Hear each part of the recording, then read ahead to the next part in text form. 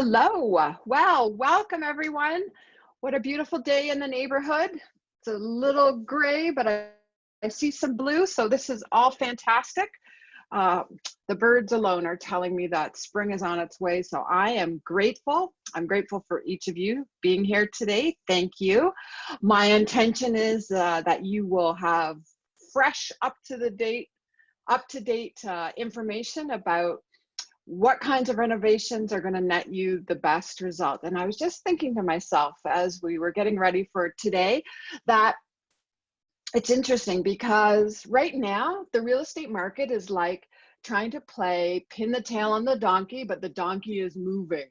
So we get the best part of joining today is that you're getting really current, relevant, timely information. So let's get started. There's our happy couple who have decided to do some renovations, but they're not sure quite what to do. Speaking of which, may I encourage you to please use our chat box as a place to type your questions. And if I happen to miss them, Melissa is on the call with me. She's my amazing operations coordinator, and she will make sure that I hear your question and I can answer it, okay? So feel free to interrupt me. We've been doing these webinars first in person for the last several years. Literally dozens of people, maybe even into the hundreds now, have been through our webinars. And it all originates from my business model of coming from contribution. I know that when we do good deeds and help our clients with really good information, when the time comes, they can make the right decision for them and they'll be happier in the long run. So we always give these courses free of charge, whether we were meeting in community centers, libraries, or here on Zoom. Plus, we have a tremendous amount of written documentation supporting this webinar. You're going to get a guidebook, you're going to get resources, and all of this, again, is so that you can make the best decision for you when the time is right, okay? So it's not a sales job. It's simply coming from the standpoint of a realtor. And as you can imagine, I'm into dozens of homes on a regular basis. And I can tell you kind of both in terms of working with sellers and representing buyers, what the current requirements are to get the top dollar and the quickest sale for your home. Okay, so there we go. Let's get going. So here's the order of events. Number one, welcome. If you are just joining us now, I want to thank you for being here, taking time out of your day to be with us. And we really want to make this as helpful and interactive as possible. So hover your mouse over the little menu bar and you're going to see other or more, and that's a place where you can type in your questions or comments. So part of this as a high level webinar is that we have some specifics that are common between each of us. And I do hear some of the same questions over and over again, but I want to more set the mindset for you so that you can look at your home with a new, fresh perspective and decide for yourself on a case-by-case basis what is the best place for you to sprinkle those renovation dollars around, okay? So we are going to suggest some things, but I'm going to tell you, it's probably not what you're expecting to hear, or maybe it is. Let's just get started. When we are thinking about the strategic decision as to what to improve in our house before we're listing it, we have to think in the mindset of a younger buying family. They do have kind of some characteristics that they share across the board, although, as you know, York region where I'm in Richmond Hill, it's very, very diverse. But let's just talk in kind of broad sweeping generalities. Your buyer is not you, likely. It's somebody who is a dual income because that's the only way you can qualify. And they probably have a couple of kids. And so they have some specific drivers that are motivating them, as well as some very real constraints that we have to acknowledge when we're making this decision. What do we change? What do we renovate? So thinking like a buyer helps you to realize that they are probably not coming to your home as a first-time buyer. They've had some equity acquired through perhaps a condo or a townhouse, and now they're ready to have a detached house in suburbia. And let me tell you, they are really in a tight spot right now because of the prices just escalating at such a high pace. We find that in York region overall, prices have escalated at least into the 20% range year over year from last year. And you know, in 2019, I seriously wondered if I was ever going to sell another suburban 3-bedroom home again, because it didn't seem like millennials wanted them. They were all deeply entrenched in their workplaces downtown, but all of a sudden with COVID, the priorities have changed and they are looking for the same quality of life in suburbia that probably drew you there as well. A greater affordability, I mean, relatively speaking, but they have some unusual pain points that if you purchased your home in the 80s or 90s, you didn't experience. First of all, they are carrying much more debt than generations past, okay? So they have a comfort level with debt, but it also means that they are leveraged to the hilt. And like my grandma would say, they don't have two nickels to rub together.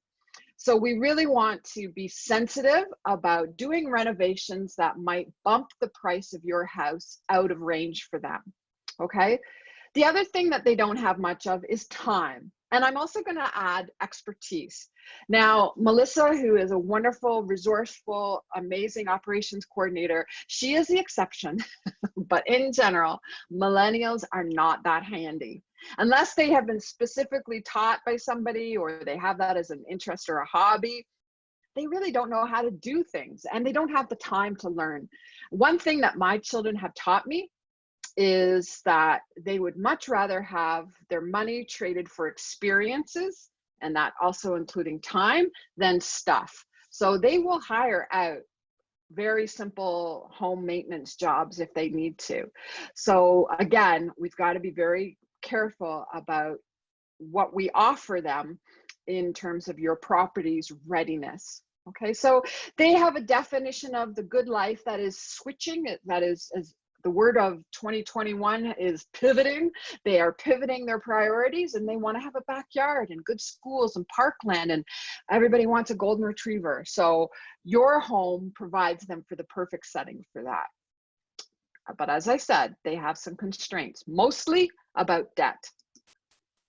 So they are doing a lot of searching for their own home. It's so interesting. When I'm working with first-time buyers or move-up buyers, they are the ones texting me MLS numbers. Let's go see N512. And I go, okay, let's, and then I have to go up and search it and make sure that it's in their, you know, their criteria list and in their budget. So they do a lot of their own research. They're very well informed and they're keeping an eye on the market as well. So when we are listing your home for sale, it's very important that the presentation of the property is very strong online. We are going to be putting your property out on social media, on sales sites, in emails and video. So it's like we can only do as good a job as the material we have to work with. And in this case, the material is your home. So to get those wonderful shots that we can put onto postcards or listing brochures or whatever it is, we have some preparation to do. And we're going to get to that. So the preparation is mostly in the jurisdiction of the home seller. So you are mostly the one responsible for preparation. We will help you. We will help you to coordinate those service providers if you need them, painters or packers or handy people, whatever that is, but it's kind of in your wheelhouse. Now, our wheelhouse is after the fact, where we have the promotion tools, where we're putting things out and pushing out your home as a product in front of as many eyes as possible. And that's really what we're good at. And then combined, we work together and partner for the presentation. And so this is going to be a combination of photography and the staging and all of that. So we really do work together quite intensely for a couple of weeks, just making sure that we've captured those compelling images for your home, and they take a little bit of work. So there are some things that we want to do, and we're going to get to that. We're going to get down to the nitty gritty, but I want to caution you about spending money that you won't see a return on. I had this conversation just yesterday. My client was saying to me, I'm thinking of waiting until next spring because, I really want to finish off that bathroom tiling, and, there's a few other odds and sods I want to attend to. And my concern was multiple, but most of all is that if you spend a lot of money and over renovate your property, you could end up losing potential buyers rather than gaining them. Why? Because like I said, they are very sensitive to price. And if it means that you have to bump up the sale price to compensate for what you've spent, and now you're no longer competitive with what's in the neighborhood, they're just going to move on to the next one that is a better buy in their eyes.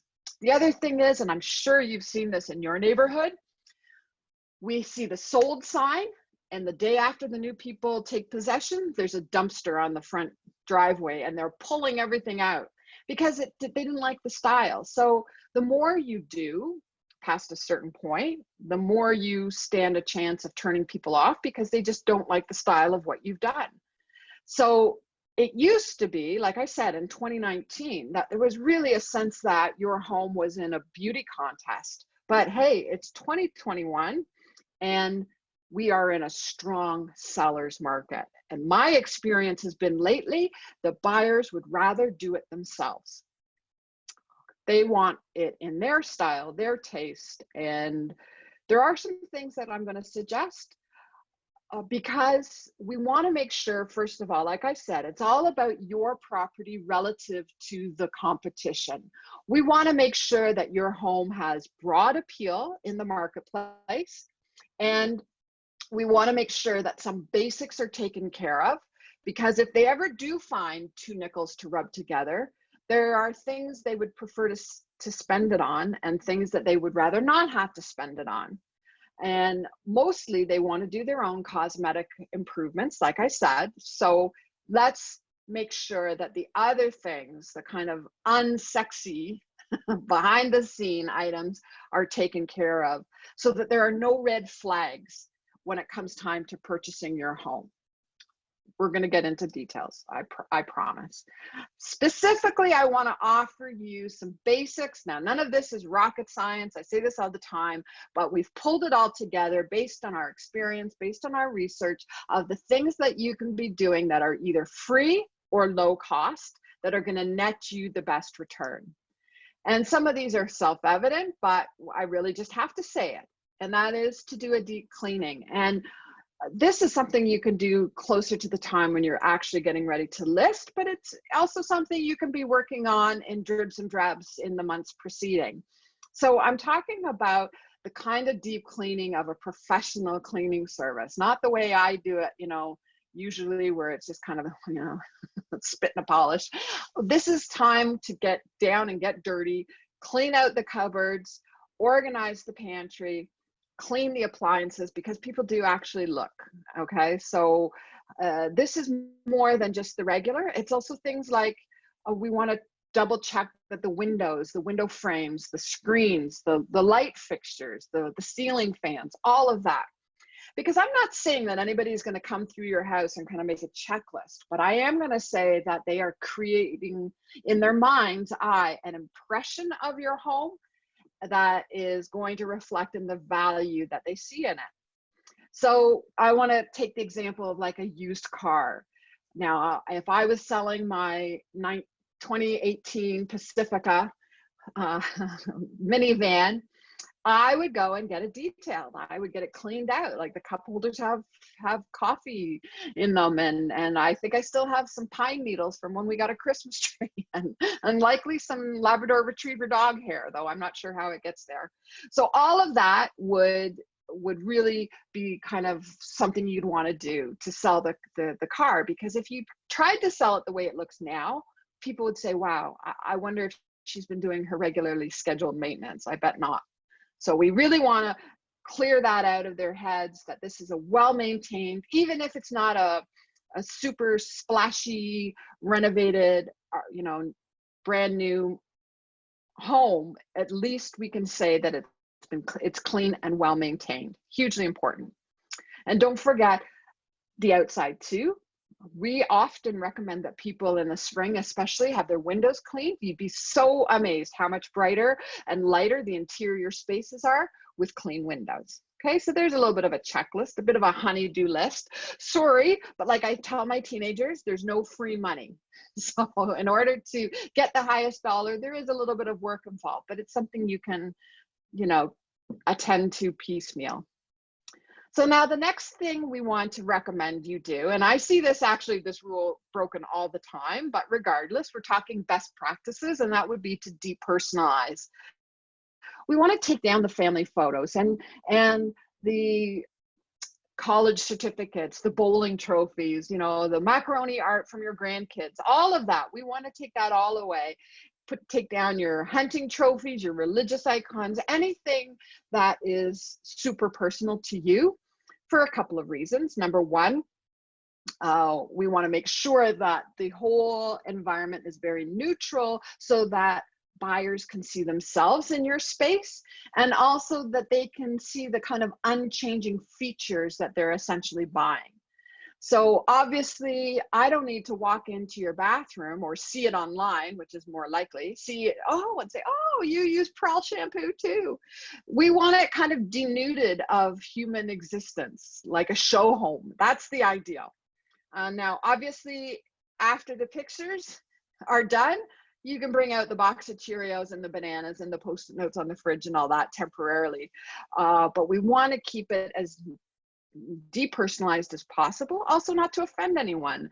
People who, for example, I had a client who had a 5-foot mako shark stuffed and mounted on the family room wall above the couch, and tons of other foxes and fish and everything. It was just awful to somebody who was an animal lover.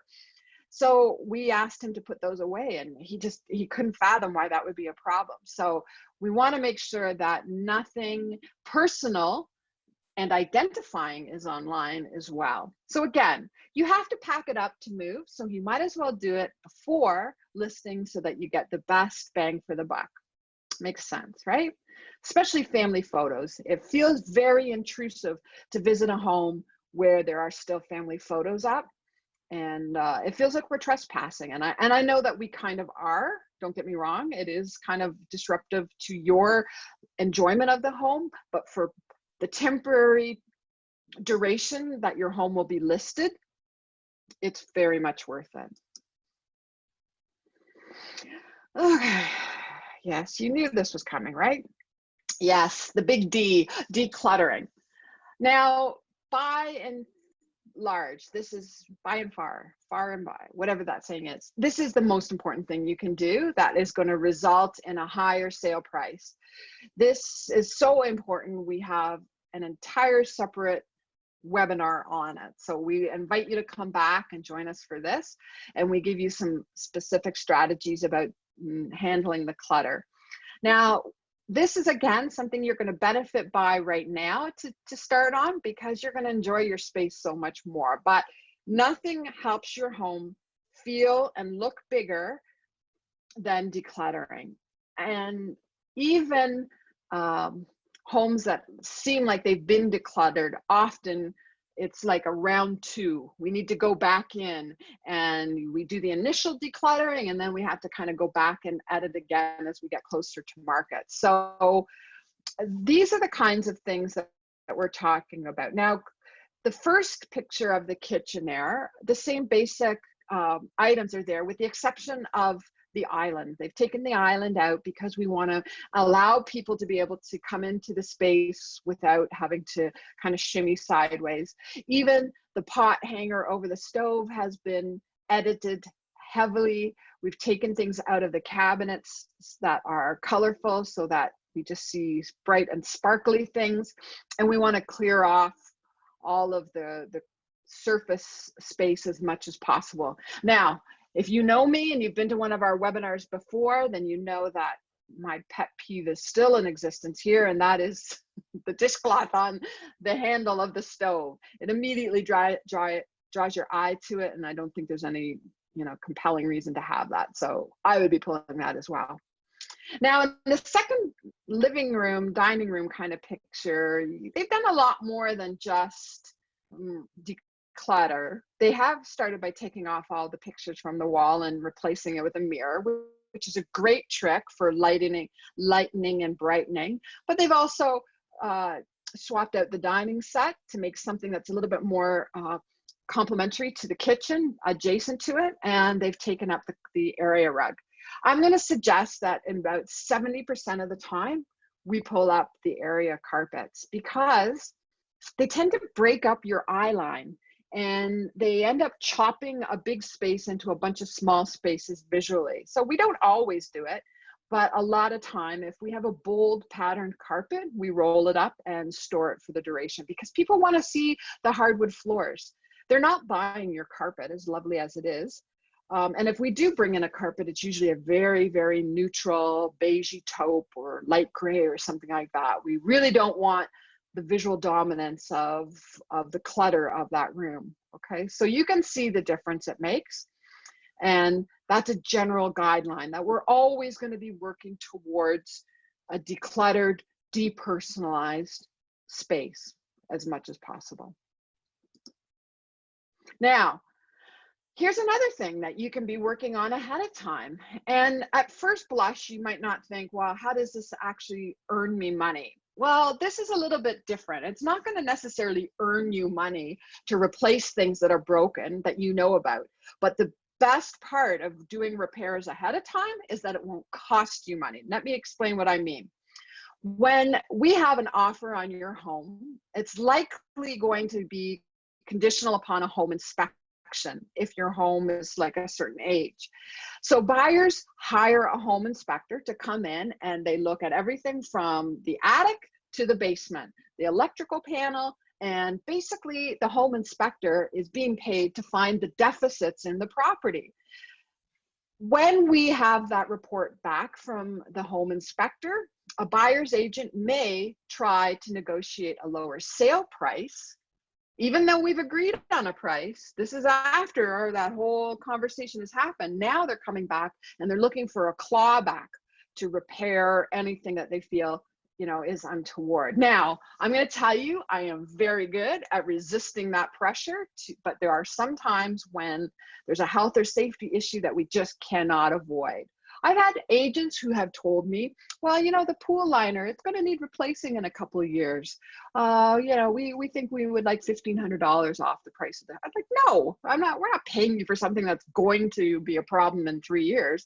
No, but on the other hand, we've had to do things like, there was a home that we sold in Richmond Hill that had mold in the attic. And it's very, very common because of our northern climate. And we ended up having to pay to have that remediated, and it was about $1,500, I think, but we paid for it. So if you know there are things that are going to be a problem, get them fixed now.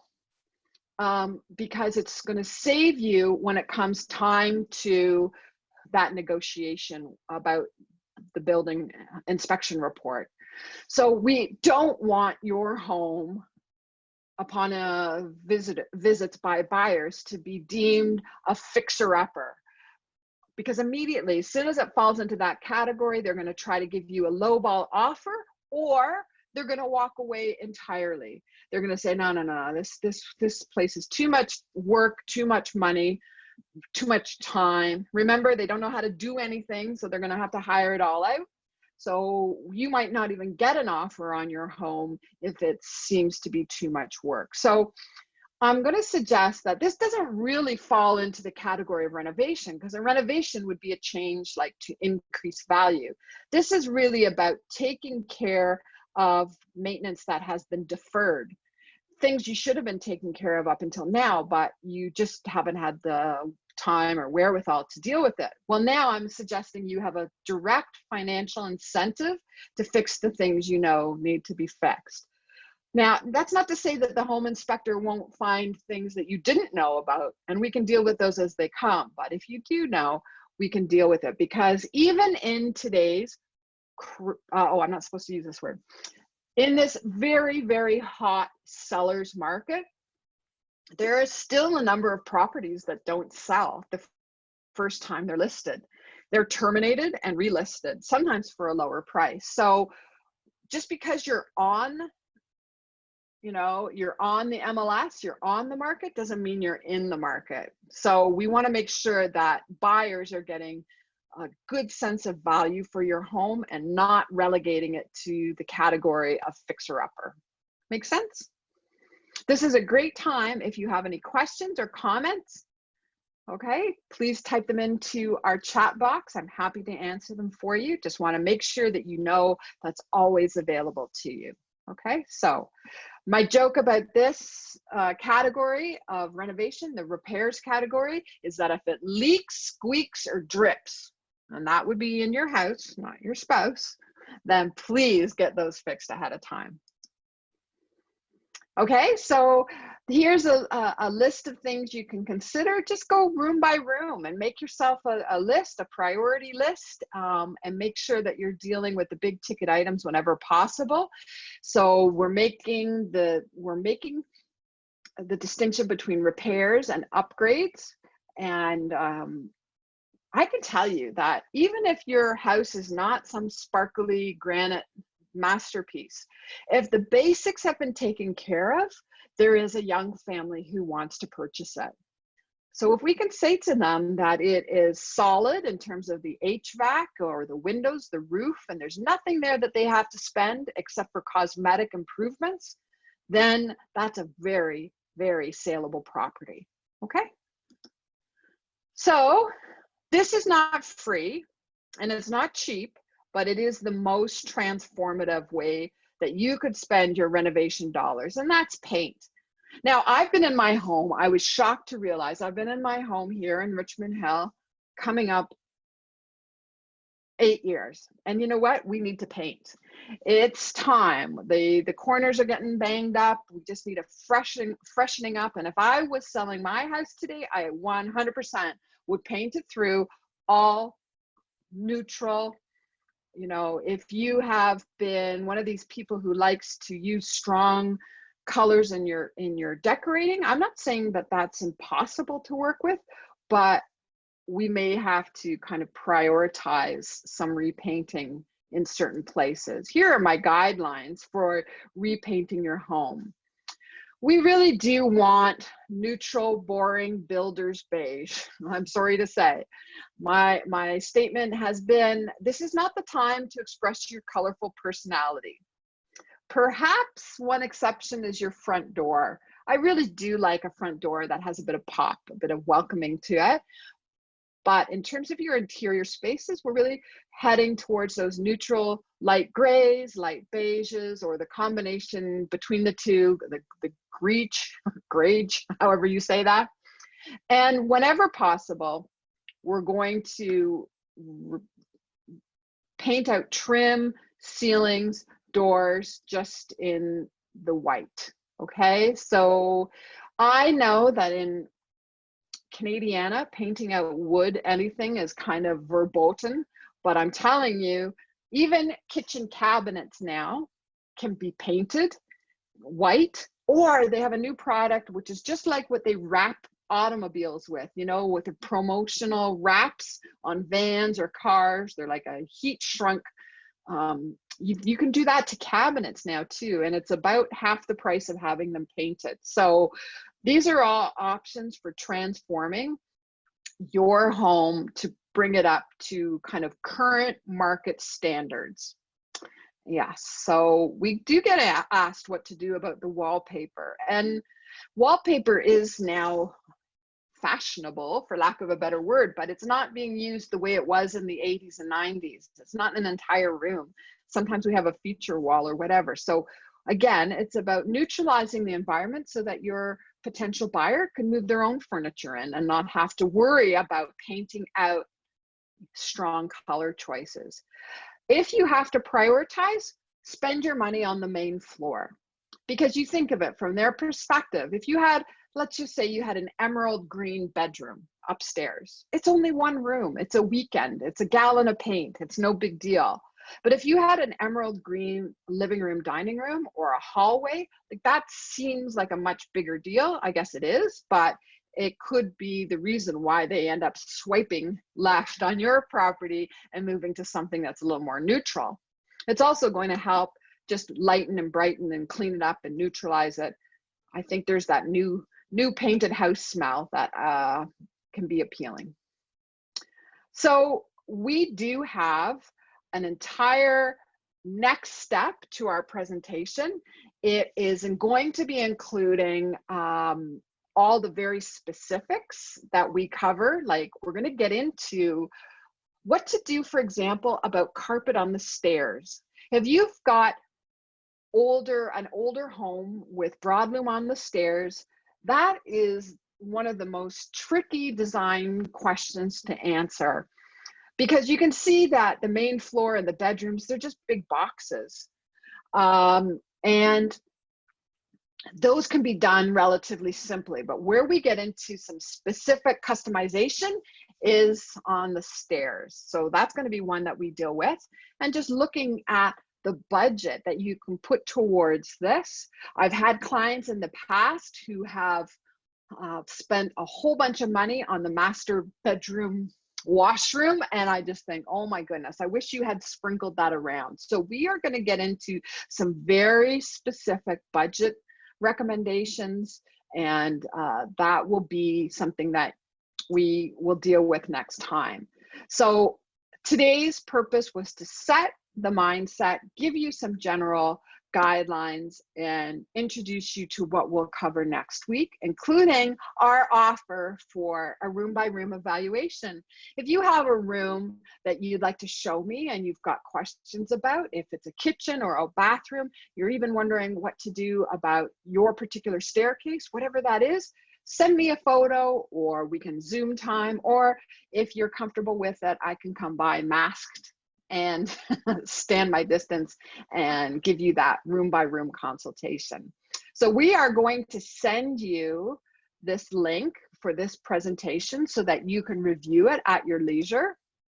And we're going to also let you know about our paper shredding event that is happening in Markham at the Heinzman House. We are going to give you lots of advance notice so that if part of your decluttering is gathering up those old tax bills from 20 years ago and credit card invoices, all of that kind of stuff, we have a free event that we're organizing as a fundraiser for chats. That's an important aspect too, that we will be gathering up donations for chats. I think they are a wonderful organization helping our older folk in our area. So you can sign up, and we do it almost like real estate showings. We're going to sign you up to a specific time slot. And the way we did it back in October was very successful. People literally just drove their cars up.